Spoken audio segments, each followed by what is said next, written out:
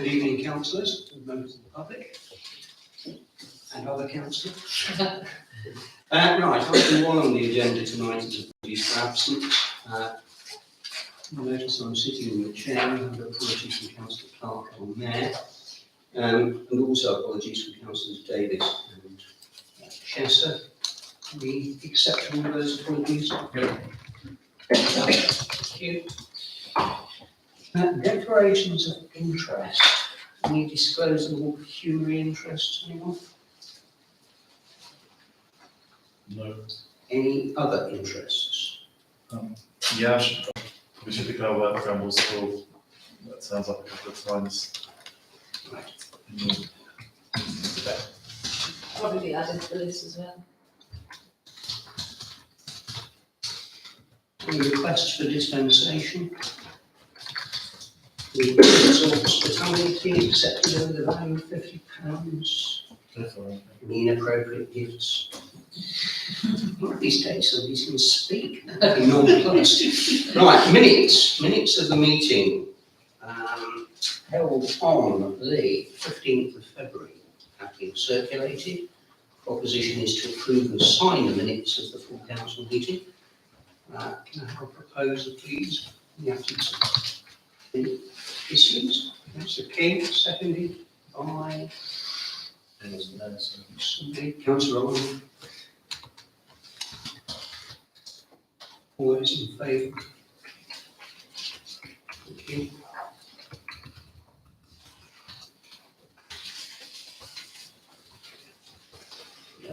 Thank you.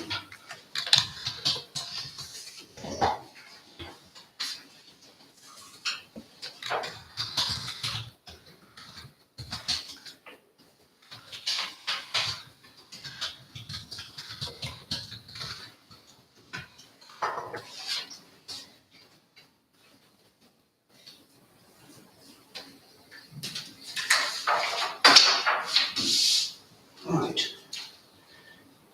Public participation from interested parties. Well, I know we've got 2 interested parties, but we've got somebody from council who's going to be speaking to us about the Jubilee.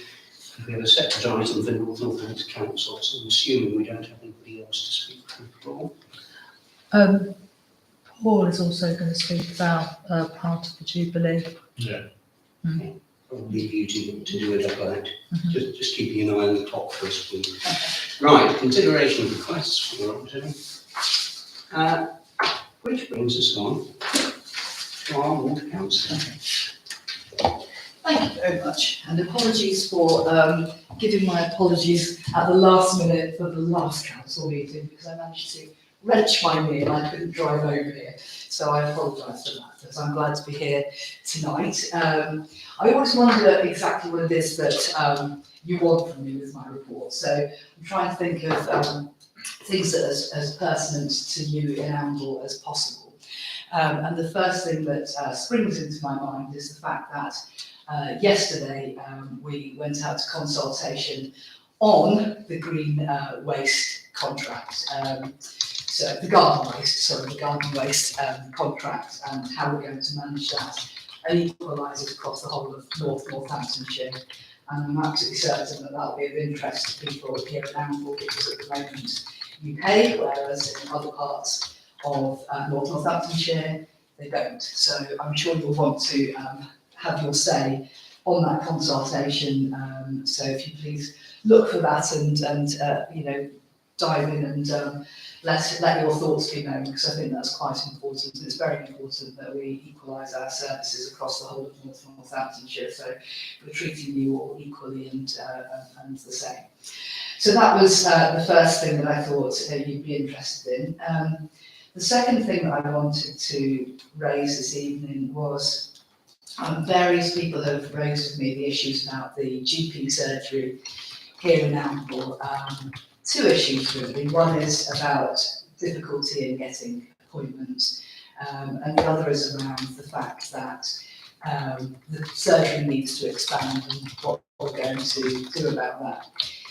So on the first instance, in terms of getting appointments to see your GP, I've tried to pull together relevant people to come and sit around the table to talk about it, including trying to get a representative from NHS England who have ultimate say over what goes on in our GP practices. That's proved quite difficult, and I haven't yet managed to get those people around the table. And the difficulty from my point of view is, as a council, I don't have very much say over an NHS service. But as you know, we are going to be going into an integrated care system that should have become gone live, is the term everybody likes to use these days.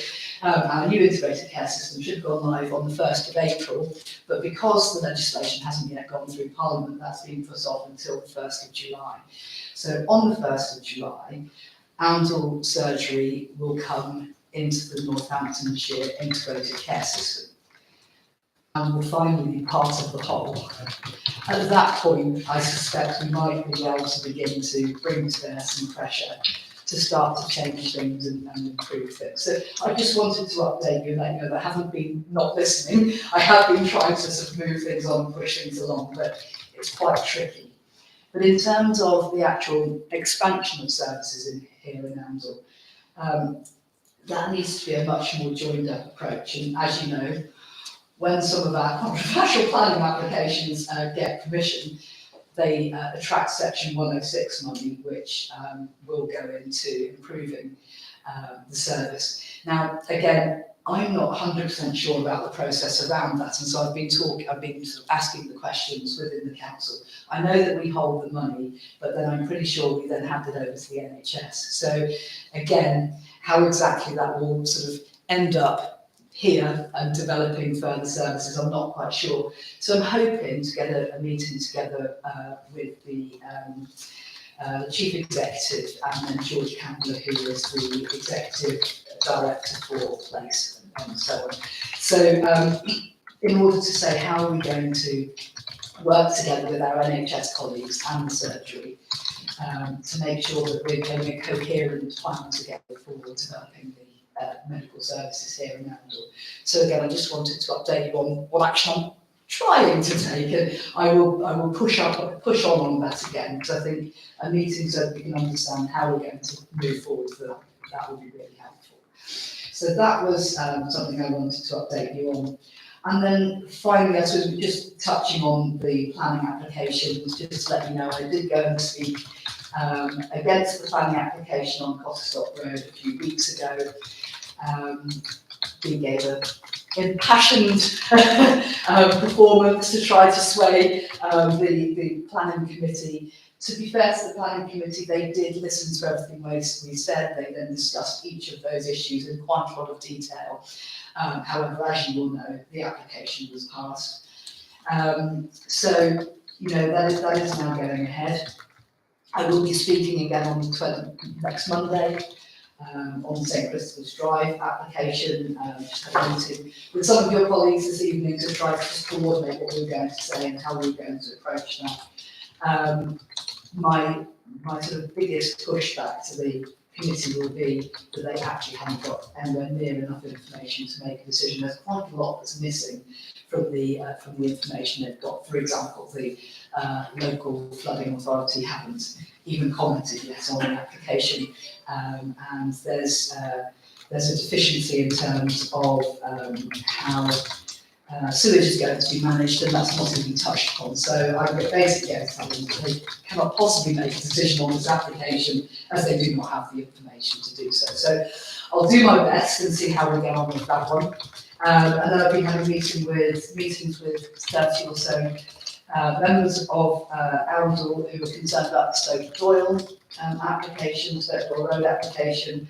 And again, sort of working behind the scenes, looking at the local plan examination, seeing if we can get the examiner to say that it's an appropriate site, looking at, again, I suspect that if this comes to the committee before the decision has been made on the local plan, I've got a feeling it won't have had its local flood authority report either, because there's a problem in the system there.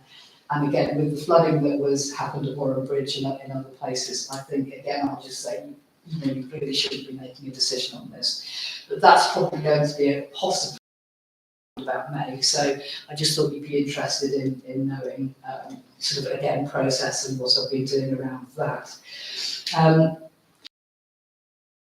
Things that you want to raise with me, and probably that's really what these, the coming to your meetings are more useful for, because when I'm doing my job, I'm sort of, my head's in adult social care and public health and pandemics and things like that. So, I'm not always necessarily fully aware of the things that are concerning you. So if there are things that you want me to take away from the meeting tonight, now's your chance. It's lovely to see you. Thank you. I think also, from my perspective, I'm hoping others, you've given us an elder perspective, but you're at the council level, and I think it would be good to give us a very simple, well, it's hard to do sometimes, but what's happening on the big picture. I think that would be quite. I think that I'd find that really interesting to know direction, strategies, or anything that's big that will have not necessarily an impact, but what's the council doing, basically? The big picture. The big picture. Yeah. Well, I had to think about my meeting this morning with the executive and all the things that were brought up. So, if you were say to look at the portfolio holder for housing and communities, he's very much involved, and this particularly affects Corby and Kettering because we have our own council housing stock in Corby and Kettering. So he's very much embroiled in looking at how we improve the quality of our stock, but not only in those council-owned homes, but in our the ones that are run by our housing providers as well. So he's doing a large piece of work at the moment around that, and part of it is looking at rapid repairs and improvements to those properties. There's quite a lot of probably bureaucratic things that get in the way, so looking at streamlining those sorts of things, so we're making sure that the people in our social housing are in warm, dry and habitable homes. So if I was to think about what he was talking about today, that was his big issue. From my point of view, an awful lot of what I'm doing is around making sure that we have, and some of this will sound rather dull, I'm afraid, but it's about our social care market. And I'm sure you're aware that care homes and social care providers have really struggled. Partly because of the situation with Northamptonshire County Council, but generally across the country anyway, we struggle to pay them the rates that would keep them afloat. So I've just recently gone through a whole procurement process looking at a framework provider service that enables them to come onto that provider framework at any time during the years. It's a 5-year contract at the moment. And we're looking to make sure that we're paying rates that will enable them to be able to provide the kind of care that we're looking for. But not only that, we're providing support behind that, support and training and so on. So we're giving them something back as well as a council. So that's something that I've been working on recently. If we look at, so I'm just trying to think of everybody's councillor, how she's in charge of sort of tourism, sport, leisure, culture. She's completely embroiled at the moment in everything to do with the Jubilee celebrations. There's tons and tons going on there. But at the same time, we're revamping the library, the museum, and the art gallery in Kettering, and that's having a big opening fairly soon. We've dealt with Chester Farm, which is a Roman village just on the side of the A43, and that's been opened to great acclaim. So she's working on things like that. We've got sports policies to develop because we've got all kinds of different sports facilities. Corby has tons of great facilities. Kettering, East Northants, and Wellingborough not so much. So we're looking at developing a strategy across the whole of North Northamptonshire that benefits all of our residents. So there's a lot going on there. Another thing I'm going to need to do is get a really good health and wellbeing strategy. I'll be working on that with public health. and we'll be looking at probably an awful lot of what we'll be looking at is recovery from COVID. We've got to look at our obesity strategy, getting our children active, making sure that they've got the facilities to do that, safe environment. So there's all of that going on. Harriet Pentland, Councillor Pentland, she's in charge of our green infrastructure and carbon neutral plans, and she's now got to the point where we have commissioned somebody to give us our carbon, what's it called, footprint, what it is right now, so that we can work our way to how we're going to get to carbon neutral in 2030, which we have in our pledge. You'll probably remember that before I said we hadn't given a date because we wanted to map it out first. We've now mapped it out, so that is being undergone.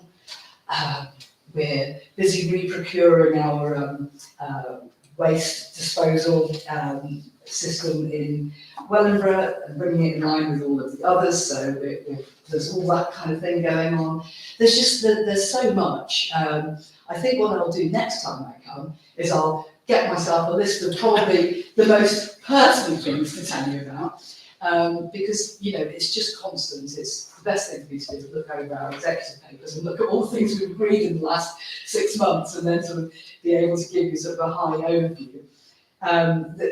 Probably the most important thing that we did in the last few months, well, no, the most important thing we did was agree and get through a balanced budget for the next year. That's the most important thing. But behind that, and what we developed that budget from, was our corporate strategy.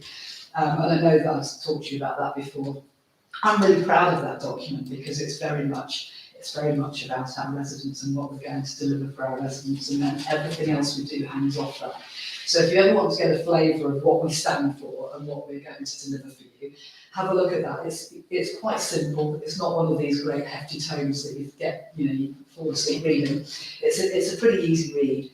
I think that tells you quite clearly what we're about and what we want to do. So if that helps, but if you're more interested in the higher view stuff, I will come prepared next time. No, I just think it provides an opportunity for us. I mean, what you've just explained is absolutely fascinating, and it just shows the wide range of things. Yeah. But as I said, I think we've got the Oundle stuff. It'd be just nice to know what the county's doing effectively. Yeah. So thank you very much. No problem. Councillor King. I think it is a good idea to pursue the primary care access stuff. So the complication of is the ICS still hasn't formed. Yeah. And the NHS is going to take 3 years probably to normalise. But access is a problem. Yeah. So I don't work in the primary care sector, I work in the acute sector, and that's bad enough now as elective care becomes the waiting list stuff and all that. So I don't know. I think it's really good that you're doing that. Yeah. And all power to you, because actually things like that affect residents on a daily basis. Now I don't know anecdotally how difficult it is, so I'm not going to comment on that. But I know there has been issues countrywide, ICS-wide, and actually the Joe public doesn't really care what the ICS is, because even I struggle to understand it. But the most important thing is how do they inform policy at primary care level? How does that surgery begin to expand properly as the town grows? So I think I think that's really positive to do that. Yeah, I think what's really interesting about the integrated care system as it's developing, and it's, as you said, it's quite complicated. So you've got the integrated care board, which is basically there to integrate the NHS. Because actually the hardest part of this whole job is integrating the NHS, because they different bits work in silos and they don't work well together. So the integrated care board is about integrating NHS services, and then the integrated care partnership is an equal partnership between local government and the NHS. So that's where I will get a voice. And it's very interesting how it's developing. And we're very much focusing on pathways of care, and again, sometimes I hate some of these terms, but it's probably the easiest way to describe it: the left shift towards early intervention and prevention services, because we do a lot of putting out fires in the NHS, and we don't do anywhere near enough in stopping people getting ill to that point, to the point of needing those acute services. So there's basically, we've got 4 collaborations. One is ICANN, which is the integrated care across Northamptonshire. That's very much more about elderly care and how we keep people out of hospitals and how we get them out of hospital as quickly as possible once they're in, essentially. Then there's a children and young persons collaborative, and that's almost certainly going to be led by the Mental Health Care Trust, because a lot of that is mental health care. But then there's also another pillar, which is mental health, autistic and learning difficulties collaborative. And all these collaboratives include everyone across the system, including your voluntary sector and everybody. So it's really quite interesting. And what's happening is it's making us focus much more on place. So how are we going to arrange these services around where people actually live? And I'm rubbish at describing it all, but actually it's bit by bit, it's becoming clearer. And I actually think the delay until July the 1st is giving us just a little bit more time to think some of these things through. And, I'm quite positive about it. It does feel like a genuine shift. It feels like we really will be doing joint work and we really will be breaking the barriers down between different services and different parts of the system. So, I'm cautiously optimistic at the moment, but I think it's got to be the way to go. And just to throw in there, as well as somebody that's had a child in the last year and a half, is maternity services as well, which in Oundle completely disappeared and have not come back. Right. And that is something that I know a lot of women around here have been, even for blood tests, were shipped out to Kettering, Corby. And that is something I don't think has come back at this point. So That's interesting. I'll feed that back in, because absolutely it's, we need to start to return to the kind of care that's wrapped around rather than expecting you to go to some specialist centre for something that would completely. Well, I know, so you're 30 weeks pregnant. Yeah. I don't drive, so to get a bus to Kettering for just a midwife appointment is, I think, incredible. No, I'll feed that back. I don't think yes, that would be included in the children and young people's collaborative, because it actually includes everything right from perinatal all the way through prenatal. Sorry. So yes, I'll feed that into that to let them know that that's not really happening again yet, so that we make sure that does. So thanks for that. Thank you so much. Good, that's unusual. Well, thanks for having me again, and thanks for listening. Thank you for coming. Thank you. Next item is town matters. The first of those, the Platinum Jubilee. So, Councillor Fuller, already on his feet.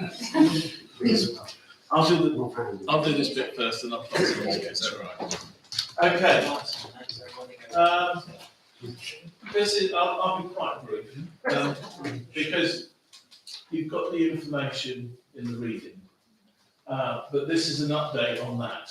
So we had a meeting at the end of February, which is really to finalise things. It's not fully finalised yet, but to finalise what we could. And that's in that goes into that meeting. So since then, Oundle Museum have confirmed they're going to adjust the fancy dress. And we're going to have best family group, best male child under 12, best female child under 12, and most other things. And the prize giving, we haven't yet sorted the timings, but it's going to be between 10 and 2:30 in the marketplace. And Carol Banker of Turner will be the judge. So we'll see how that goes. I'm putting them in charge, they go with it. The sort of most recent thing is the confirmation of a car display. Is it going to be 50 cars? No. No. It's between 20 to 30 Yeah. classic British cars. They have to be British and have to be built within the Elizabethan era. And Yeah. down West Street. Is that right? So that means we now fill the whole of West Street, because you've got the steam train, the little miniature one, you've got the cars, all the way up to the So we've got a full space of activities and stalls and stuff like that. One of the things that I think they're going in New Street, aren't they? Yeah, cars. Oh, it's a New Street. Yeah. Cars are going to New Street now. I don't know that. Where's the vintage fair going then? This is something I didn't know. Yeah, no, the fair is in the fair. Vintage Oh, fair is they're going to be gonna be up around to in the the Great War Wall. Memorial, And and the cars are going to be further up. Okay, so I thought West Street was still. That's my thing. So you can't know everything at the same time, even though we've got, we've found out on the BBC website that we can show the Jubilee concert if we've got a TV licence, and that allows us to do it. So I didn't think there was a problem, we just had to find the right bit of FAQ to tell us, although they haven't stated it, that was big.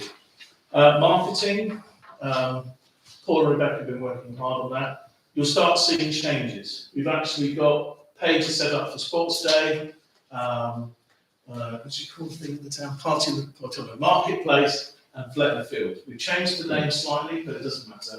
They'll be appearing very shortly. The same thing, we're going to have our banners. So we've gone for this idea of having a big banner at each of the major entrances to the town. It'll just be like we normally do. We're not going to go mad, but you know, it's in our budget, so we're able to do that. So watch this space. The event is now live on the main UK. There's a big UK website for this with all the people doing their events, and we've published where we're doing it, so it's on there. And all the shops, food places, Tesco's, Waitrose, Co-op have been fully informed. And I've given them a letter, and they are aware of the dressing up the shops and all that stuff. There's another competition that's coming back. And that's my bit. So I'll pass you on to Paul, because we've got a very important decision to make, which affects the Fletner Field party. So. Yeah, one of the issues with Fletner Field is that we don't currently have a licence to use Fletner Field as a place where you can serve alcohol or play live music. So we had to either apply for a tenants licence or a place licence. So we're actually going to apply for a full licence for the field. And the reason behind that is we would like to have a maximum of 1,000 people on the field. It will be ticketed free, but clearly we've got to go through some rigour to actually get that. I've had confirmed to do that. We actually have a person called the designated policy supervisor. Now, Philip Bounce is a designated policy supervisor for Fletton House and for the Market Square for the council. Philip's agreed to act as the DSP for Fletton Field as well, but we do have to go through a formal process of application. And clearly that involves quite a bit of work on our behalf, and really we need your approval as well to say that you are happy for us to approve that. If we don't, we've got a party with soft drinks and no music, so it's going to work. Hopefully you'll agree with us on that. So something I think that's on the agenda for discussion a bit later. Yeah, it's part of this item. That was part of this item, so we'll have to put a proposal then. Have you got a proposal? Well, I think, I don't know, it's up to the council now to discuss it, and if they've got any questions, they can ask you. Do we actually need a discussion? Well, there is one slight discussion to be had, which is I met with the Federal Association group earlier this week, and we were discussing whether we go for what timing was the first thing. So we set it on 8 AM to 11 PM, I think, as what we'd asked for. Yeah, typically, if you look in the licensing documentation, typically they say from 8 AM to 11 PM is a typical license arrangement. Yeah. So that's a standard licensing arrangement for pretty much every application. So if you apply for a pub or any other premises license, that's it's when you go outside of those hours. So if you wanted, we're not going to have a rave until 3 in the morning. So 11 PM is the cut-off. So 11 PM will be the cut-off. But what we don't know at the moment is the timing of the BBC concert, unfortunately. BBC haven't published the times, so we have to say 11 PM. Yeah, I think that's right. And the other thing was, do we go for a license, a perpetual license, or a one-off event license? And we were suggesting that optimistically, in anticipation of being able to do things with Fletner Field on an ongoing basis, that we should go for a perpetual one. I think people are aware. I think did you distribute the information around the letter and things that we sent to. Yeah. Yeah. So if everybody's seen the letter that we've sent to Jason Smithers, and Jason actually reached out to us, asked for a meeting to discuss how we could help move forwards with Flecken Field. We now have on the 24th of March a meeting with Jason and Rob Bridge, and Helen's going to be there also to discuss how we move forward. Now, we're reading that as a positive sign. Yeah, they're not there to give us first dibs on the executive homes that are going to be built, but it's actually hopefully moving in our direction. So the thoughts were, actually, if we apply for a licence, there's no change in cost. If we apply for a licence, well, you know, we might want to hold a town fete there. We might want to have a craft fair on there, and you might want to have some live music, and maybe someone selling beer. I don't know. There could be a variety of things that you could hold there. So, yeah, you could apply just for one licence for one day, same cost for that In one perpetual, day, let's do the perpetual one. or with the same cost, you can apply for a variety of Yeah. times. Is that, have you got anything else to say about Flecken Field? No, not Well, just on that, with regards to the licence, you can put information in there to sort of explain to the people of the town that, you know, you're not expecting to have a party and a rave on there every week. You know, it is, you know, going to be purposely for people in the town. You're not going to have private, because people may read that and who live in this area and think, oh, hang on a minute.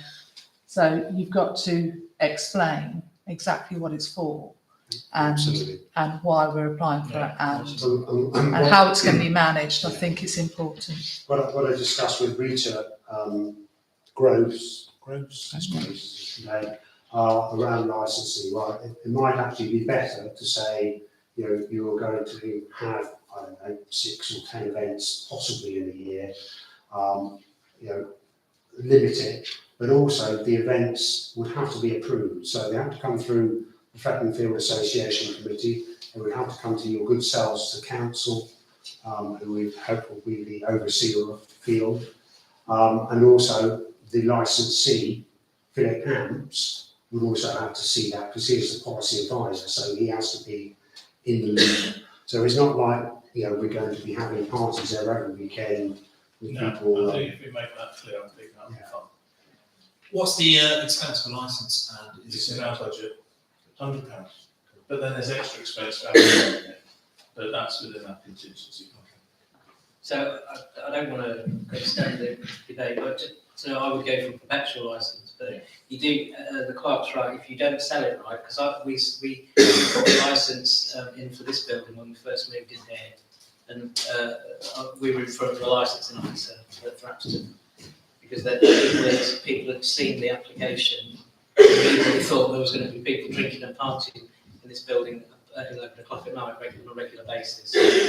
So it's not something to be, it's got to be done properly. It will be done properly, Paul. You know, we can't just flippantly do it. And I think the other thing really is actually we would need to go and see, as we actually have done with our plan, go and see all the neighbours and talk about it. Because actually what we don't want is people putting up objections thinking because we've got an open-ended licence that is going to be used in an open-ended fashion. Yeah, there was a bit of learning for me there because we didn't see it coming, and we were at a panel meeting at Thrapston, so it was good to communicate. Well, and I think unless it's changed, you have to put up the licence on the. Yes, we are, that's website. one of the things I'd So say, that's a you publicised it, You could use that as a way to explain what is going on in a wider sense as well, which might just bring people in a bit more as well. Yeah. So, are you able to do a proposition, or do you want to do a proposition? I mean, it's basically to approve the perpetual licence on Flecken Field, is that a reasonable one? Seems reasonable enough to me. Right, those in favour, seconded, those in favour? Thank you very much. You've got it. Thank you very much. Thank you, folks. Did you say the names of Go home. council? So, Did you say the names of councils? only things like headings, some of the headings have changed. It's minor. It's nothing major. We've still got our party in the street. Party in the pub, or dancing in the street. Dancing in the And street. platinum, it's platinum party in the field, I think. Thank you, everyone. Right, talking of Flatton Field, there is an update from the Flatton Field group. It seems to be mainly the business plan. It's fairly extensive. It's not really for discussion, it's tabled. If anybody's got issues, I think it'll have to go on the next agenda, bear in mind time. So, next one is to receive information from Angle School regarding a project to plant a 3,000 tree wood on land owned by the grocers opposite the recreation ground.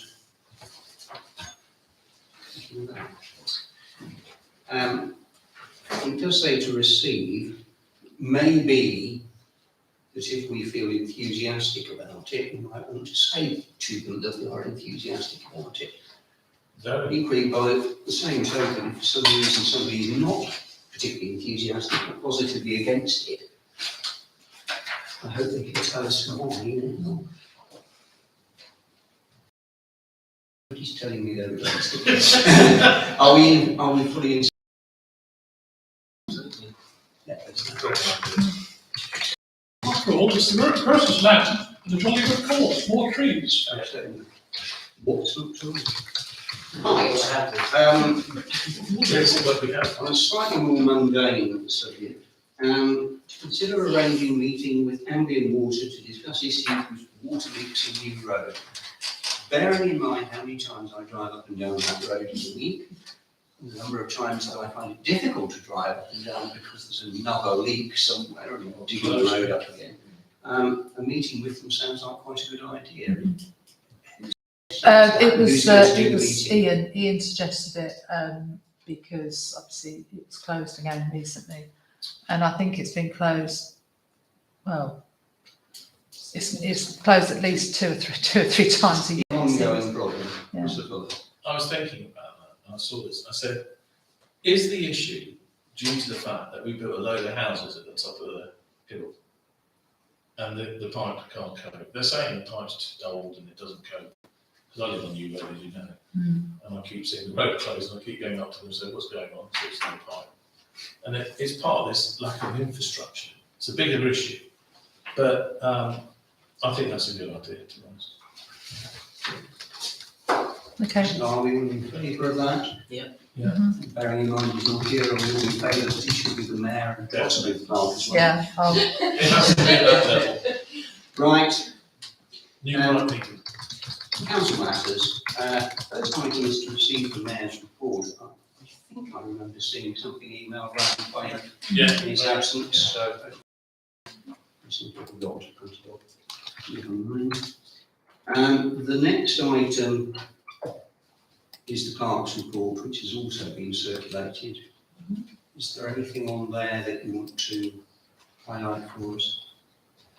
Seems quite short.